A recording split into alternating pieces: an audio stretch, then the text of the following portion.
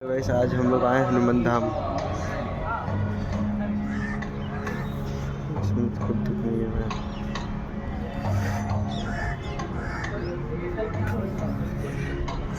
हाँ दिखाइए हनुमान धाम नज़ारा दिखाता है।